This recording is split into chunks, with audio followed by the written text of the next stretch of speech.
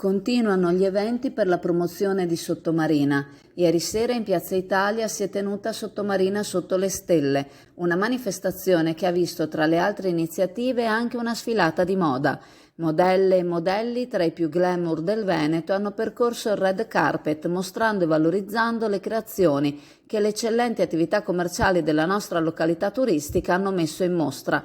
La sfilata è stata realizzata grazie alla collaborazione con Ascom Confcommercio di Chioggia. Sempre per la stessa manifestazione, questa sera, sabato 6 agosto, ci sarà la serata di Radio Company, con numerosi artisti di fama che animeranno il centro di Sottomarina con i loro DJ set.